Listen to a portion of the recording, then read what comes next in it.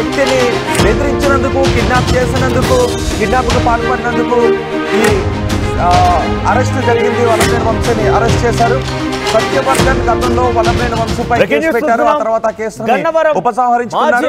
అయితే వల్లభనేని వంశీ తనను బెదిరించి కిడ్నాప్ చేసి ఉపసంహరించుకునే విధంగా చేశారు అంటూ సత్యవర్ధన్ కేసు పెట్టడంతో ఇప్పుడు వల్లభనేని వంశీని పోలీసులు అరెస్ట్ చేసి కృష్ణలంక తీసుకెళ్లారు. ఒకసారి కృష్ణలంక నుంచి సమాచారం అందించారు మా ప్రతినిధి కృష్ణమోహన్ ఉన్నారు. కృష్ణమోహన్ తో మాట్లాడే ముందుగా వల్లభనేని వంశీ భార్య మాట్లాడారు. ఒకసారి ఆవిడేం మాట్లాడారు. వెలినేని దేవి దుర్గ వెంకట శివ రామకృష్ణ ప్రసాద్ లక్ష్మీపతి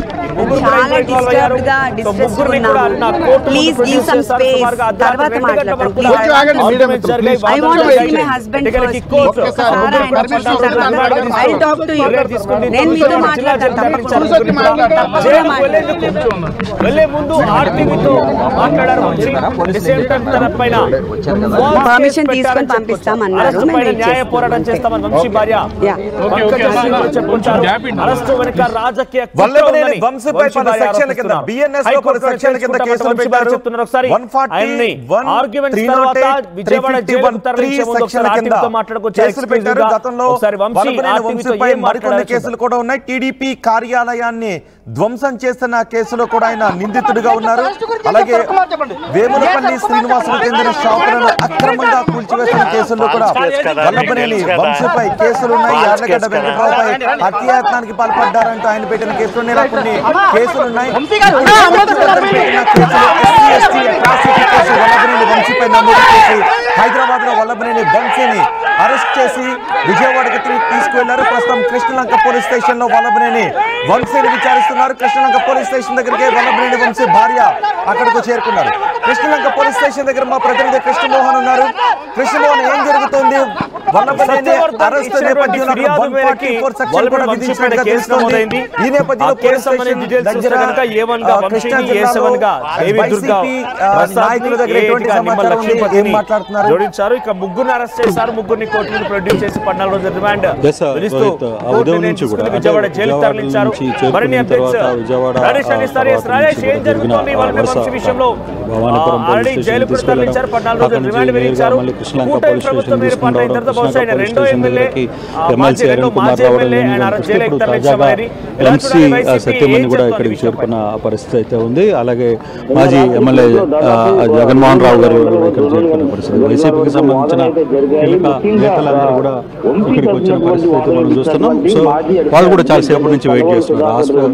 పోలీస్ స్టేషన్ లో తన భర్తని చూడాలి, వంశీని చూడాలని ఇందాక మీడియాతో కూడా మాట్లాడుతూ చెప్పారు. ముందు నన్ను తన వంశీని చూసే ప్రయత్నం కల్పించండి, తర్వాత ఫర్దర్ గా నేను మీతో మాట్లాడతానని చెప్పి కూడా ఆమె మాట్లాడిన పరిస్థితి. అయితే చాలాసేపుడుగా వాళ్ళు ఇక్కడే బయట వెయిట్ చేస్తున్నారు. ఉదయం నుంచి కూడా అరుణ్ వచ్చినప్పుడు, ఎమ్మెల్సీ అరుణ్ వచ్చినప్పుడు కూడా పోలీసులు లోపలికి అనుమతించలేదు. తర్వాత లాయర్స్ వచ్చినప్పుడు వాళ్ళని కూడా పోలీసులు అనుమతించలేదు. ఇప్పుడు అలా సత్యమణి వచ్చారు. మాజీ ఎమ్మెల్యే జగన్మోహన్ రావు కూడా వచ్చిన పరిస్థితి ఉంది. సీనియర్ ఎమ్మెల్యే 2 సార్లు ఎమ్మెల్యేగా ఉన్న వ్యక్తిని కూడా ఇక్కడికి వచ్చిన తర్వాత కూడా వీళ్ళని ఎవరిని కూడా లోపలికి అనుమతించారు. వాళ్ళు ఇక్కడ ఉన్నారు. తర్వాత వాళ్ళు కూడా ఉదయం నుంచి ట్రై చేస్తున్నారు లోపలికి వెళ్ళాలి, మాట్లాడాలి. మీరు ఇందాక నుంచి ట్రై చేస్తారు, ఇప్పటికైనా మిమ్మల్ని లోపలికి అనుమతించే ప్రయత్నం లేదండి. ఇప్పుడు రిమాండ్ పెట్టేస్తాము, మార్నింగ్ ఎలా ఇంటిమేషన్ ఇచ్చాం కదా అంటున్నారు పోలీసులు. హాస్పిటల్కి తీసుకెళ్ళి రిమాండ్ పెట్టేస్తాము. ఇది 100% చట్ట వ్యతిరేకం. ముద్దాయిని ఒకవేళ వంశీ గారు ముద్దాయి లేదు, ముద్దాయి అయినప్పటికీ కూడా ఖచ్చితంగా లాయర్ సంప్రదింపులు, లాయర్ని పెట్టుకునే హక్కు రాజ్యాంగం చెప్తున్నటువంటి ప్రధాన అంశం ఏంటంటే అసలు ఈ కేసు వివరాలు నిన్న సాయంత్రం అంటే కోర్టులోకి వచ్చే వరకు కోర్టులోకి వచ్చిన తర్వాత జడ్జికి రిమాండ్ రిపోర్ట్ ఇచ్చిన సమయంలో తమకి భార్య పంకజ్ కూడా చెప్తున్నారు. ఇది కేవలం అందరికీ తెలుసు ఏమవుతుందో, రాజకీయాలు ఆరోపిస్తున్నారు. న్యాయపరంగా పోరాటం చేస్తామని కూడా చెబుతూ ఉన్నారు. మా కండిషన్ తెలిసే ఉంటుంది. అరెస్ట్ అయినప్పుడు ఎంత డిస్ట్రెస్ లో ఉంటామో, ఎంత డిస్టర్బ్డ్ ఉంటామో. సో మేము ఒక్కటి మాట్లాడినా it gives all wrong signals to the people who are already against us.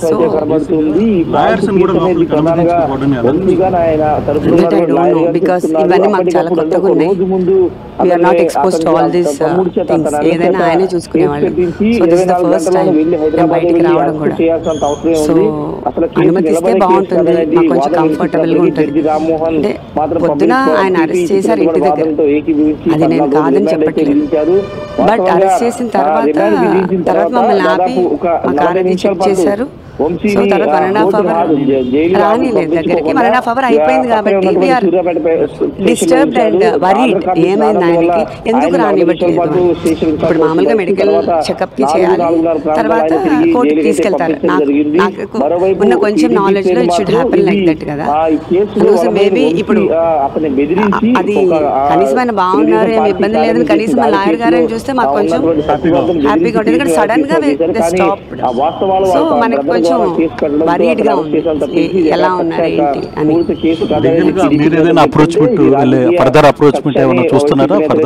Legal గా ఫస్ట్ నుంచి it's in the process. So the team already ఉన్నారు. So they will do their own. Legal గా అవుతూనే ఉంటది. కాకపోతే మనకి at this point of time ఏమవుతుంది అనేది కొంచెం స్ట్రెస్ఫుల్ గా ఉంటుంది. Everybody can understand this my situation. So I don't want to talk anything on this. Everything goes on his own. Natural justice అనేది కూడా ఉంటుంది. సో అందరూ తప్పులు చేస్తారు, చేయట్లేదని చెప్పట్లేదు. But nature also has its own justice. So I believe in that. So madam అయితే clear గా వంశీ సత్యమని అయితే క్లియర్ గా మాట్లాడుతున్నారు.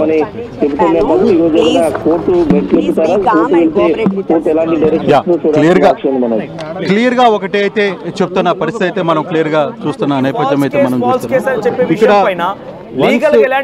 ఆమె చాలా క్లియర్ గా అయితే మాట్లాడుతూ ఆమె ప్రయత్నం అయితే చేశారు. నాకు ఈ కేసులు ఇవన్నీ కూడా కొంత కొత్తగా ఉండే ప్రయత్నం ఇది. నేను ఎప్పుడు కూడా బయటికి వచ్చి వ్యవహారాలు చూసిన వ్యక్తిని కాదు.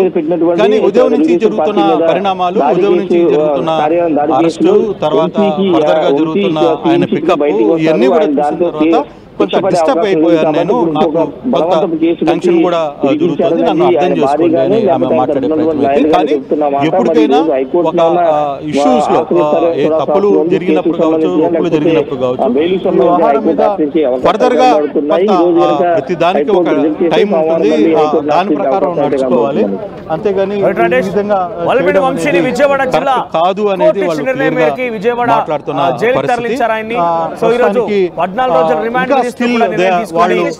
లోపలికి పిలుపు వస్తుందనే ఒక ఆశతో అర్ధరాత్రి 2 గంటల వరకు కూడా వాదనలు కొనసాగాయి. 14 రోజుల రిమాండ్ నేపథ్యంలో పోలీసులు కస్టడీ కూడా కోరే అవకాశం ఉంది. ఆ కస్టడీ తీసుకొని దాదాపుగా 45 మినిట్స్ అయింది వాళ్ళు ఇక్కడికి చేరుకొని. కనీసం పోలీసులు లోపలికి అనుమతించలేదు. హైకోర్టుకు వెళ్లి న్యాయస్థానంలో పోరాడతాము, ఎంత ఫాల్స్ మీడియాతో మాట్లాడడానికి జైలుకి తరలించే మీడియాతో మాట్లాడడానికి ఆర్టీవీతో మాట్లాడుకొచ్చారు. ఫాల్స్ కేసు ఏం మాట్లాడారు మీడియా ముందు ఆమె మాట్లాడాలని అనుకుంటున్నారు. సో ఇక ఫర్దర్గా ఆమె కూడా చాలాసేపు వెయిట్ చేసిన తర్వాత తాను వచ్చిన వాహనంలోకి ఆమె వెళ్ళిపోయే ప్రయత్నం కూడా చూస్తున్నారు. కానీ దాదాపుగా చాలాసేపటి నుంచి కూడా అరుణ్ కూడా ఉన్నారు మాట్లాడే ప్రయత్నం. ఆమె తన కారులోకి వెళ్ళిపోయే ప్రయత్నం అయితే చేస్తున్నారు. కొంత స్ట్రెస్లో ఉన్నాను, నాకు కొంత భర్తని చూడాలని కోరుకుంటున్నాను అనేది కొంచెం జరుగుతున్న పరిస్థితి. సరే, చివరికి వంశీ సత్యమని వచ్చారు, ఆమె కూడా లాయర్లో వచ్చారు, కలవాలని నాకు ఉదయం నుంచి ఏం జరిగిందో కూడా తెలియట్లేదు అన్నాడు. కనీసం లోపలికి అనుమతించలేదు. ఎలా ఇది నేను ముందుగానే చెప్పినట్టు ఈ ప్రభుత్వానికి కానీ పోలీసులకు కానీ చిత్తశుద్ధి ఉంటే ఏదైతే వంశీ గారు లోపల ఉన్నారో వారి సతీమణిని చూడటానికి, కేవలం చూడటానికి నేను స్ట్రెస్లో ఉన్నాను, ఒకసారి చూస్తాను, అతనికి ఆరోగ్యం బాగాలేదు, ఆరోగ్యం బాగోపోయినా తీసుకొచ్చారు, నేను ఒకసారి చూస్తాను, నా దగ్గర ఉన్న మెడిసిన్స్ ఇవ్వాలని ఆయన చెప్తున్నప్పటికీ కూడా బ్లంట్గా మీరు చూడటానికి వీల్లేదు, నేను రిమాండ్ పెడుతున్నాను, మీరు రిమాండ్ పెట్టినప్పుడు పలానా హాస్పిటల్లో కలవండి, కోర్టులో కలవని చెప్తున్నారు తప్ప అసలు రిమాండ్ ఏ సెక్షన్ మీద పెడుతున్నారు ఇంతవరకు ఎప్పుడు కూడా ఒక క్లారిటీ లేదు. సెక్షన్ ఏం పెడుతున్నారు, ఏ సెక్షన్ కింద ఎంత జరుగుతుంది, పోలీస్ కేసు అంటే ఏ స్టేషన్లో పెట్టారు, భవానీపురంలో పెట్టారా, పడమట్లో పెట్టారా, కృష్ణలంకలో పెట్టారా, గన్నవరంలో పెట్టారా, ఎక్కడ ఎందుకు ఉంచుతున్నారు అనేది ఏమాత్రం కూడా పోలీసులకు క్లారిటీ లేకుండా ఈరోజు పోలీసులు అంతా కూడా మల్లగుత్తలు పడుతున్నారు. ఏ సెక్షన్ పెట్టాలి, ఎక్కడ తీసుకెళ్ళాలి, ఎలా తీసుకెళ్తే లీగల్ కాంప్లికేషన్స్ ఏం రావచ్చు, నేను కాదు అందరూ అలానే చూస్తున్నాం ఎవరైనా కూడా, బికాస్ ఇవన్నీ ఏం పర్ఫెక్ట్ గా అనిపించట్లేదు, అన్ని చాలా డిఫరెంట్ గా అనిపిస్తా ఉంది. ఎందుకంటే మాకు ఇప్పటి వరకు ఇప్పుడు మ్యాజిస్ట్రేట్ దగ్గరికి వెళ్ళినప్పుడు ఇచ్చారు ఏంటి ఎఫ్ఐఆర్, అప్పటి వరకు ఎందుకు అరెస్ట్ చేస్తున్నారు ఏంటి అసలు మాకేం తెలియదు. ఇప్పుడేమో సడన్ గా మనం ఫిజికల్ థ్రెట్ ఉంది అని ఆయన చెప్పారు, అట్లా అక్కడ పోలీస్ స్టేషన్ లో మిస్బిహేవ్ చేశారు, ఆయన్ని సెల్లో పెట్టారు, పోలీస్ స్టేషన్ లో 5 hours డస్ట్ లో ఉంచారు, ఈజ్ కఫింగ్, ఇప్పుడు కూడా తగ్గుతా ఉన్నారు, ఇప్పుడు నేను టాబ్లెట్ ఇచ్చాను, మ్యాజిస్ట్రేట్ కావాలి, ఫిజికల్ థ్రెట్ ఉందని ఆయన చెప్పారు, మ్యాజిస్ట్రేట్ చెప్పారు నాకు ఇక్కడ అడ్వకేట్ కావాలని కూడా చెప్పారు. మరి ఇప్పుడు రిమాండ్ ఫర్ 2 weeks ఇచ్చారు, దట్ ఈస్ స్టిల్ 25th ఇచ్చారు, కాబట్టి ఇప్పుడు ఎక్కడ తీసుకెళ్తున్నారు కూడా మాకు తెలియదు. ఆయన తీసుకెళ్ళారు, ఒకరిని పంపిద్దామని అంటున్నా కూడా వాళ్ళని ఎవరు అనుమతి ఇవ్వలేదు, కేవలం సింగిల్ పర్సన్ మధ్యాహ్నం వరకు కాదు, ఇప్పుడు ఆయన లోపలికి వెళ్ళే వరకు ఏం వంశీని మాత్రమే లోపలికి అలో చేసిన పరిస్థితి, వంశీ మిసెస్ మాత్రమే లోపలికి తీసుకెళ్లారు. సో ఏదేమైనా లోపల చోరికి సమయం బయట వేచి ఉంచిన తర్వాత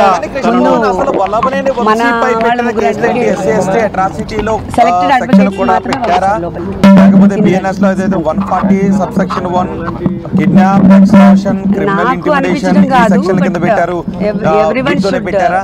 ఈ కేసులో అసలు ఇప్పుడు సత్యవర్ధన్ ఎక్కడ ఉన్నాడు, సత్యవర్ధన్ గురించి పోలీసులు ఏమన్నా చెప్తున్నారా, ప్రిలిమినరీ ఎంక్వైరీ గురించి చెప్తున్నారా? లా ప్రకారము అలా వెళ్ళకుండా ఏదో డిఫరెంట్ గా కన్ఫ్యూజన్ గా సంథింగ్ కావాలని చేస్తున్నట్లుగా కంప్లైంట్ ఇచ్చిన సత్యవర్ధన్ ఎవరైతే ఉన్నాడు, సత్యవర్ధన్ ఎక్కడున్నాడు అసలు? నిజంగా సత్యవర్ధన్ కిడ్నాప్ కి గురయ్యారా, పోలీసులు కిడ్నాప్ చేశారా, లేదు రాజకీయ పార్టీ నాయకులు కిడ్నాప్ చేశారా? కంప్లైంట్ ఇచ్చిన వ్యక్తి ఎక్కడికి ఉన్నాడో కూడా మాకు తెలియని పరిస్థితి ఉంది, మేము ఏం చేయాలో కూడా తెలియట్లేదు అనేది ఒక అంచనా. లీగల్ టీమ్ కూడా లోపలికి అనుమతించలేదు, కేవలం వంశీ సతీమణిని మాత్రమే పంపించిన పరిస్థితి. మహేష్ కూడా వచ్చిన పరిస్థితి అయితే ఉంది. వీళ్ళందరూ వైసీపీ నేతలందరూ కూడా ఇక్కడికి వస్తున్నారు. ఓవరాల్ అంటే ఇప్పుడు వరకు కూడా లీగల్ టీమ్ కూడా ఇది ఫస్ట్ టైం అని చెప్పాను కదా నేను బయటికి రావడం, మీకు అందరికీ తెలుసు. ఓవరాల్ ఉదయం నుంచి జరుగుతున్న వ్యవహారం ఎలా అవన్నీ నేను ఇప్పుడు ఏం చెప్పలేనండి, అది నేను చెప్పడానికి ఏముంది, అందరికీ తెలుస్తానే ఉంది, పబ్లిక్ నోస్ వెరీ వెల్, చూస్తూనే ఉన్నారు కదా వాళ్ళు పొద్దున్న నుంచి. వారు అందుబాటులో లేకపోయినా పోలీసులు ఇచ్చినటువంటి నోటీసులు లీగల్ గానే వెళ్తాను, లీగల్ గానే కదా వెళ్ళాలి మనం. చర్యలు తీసుకున్న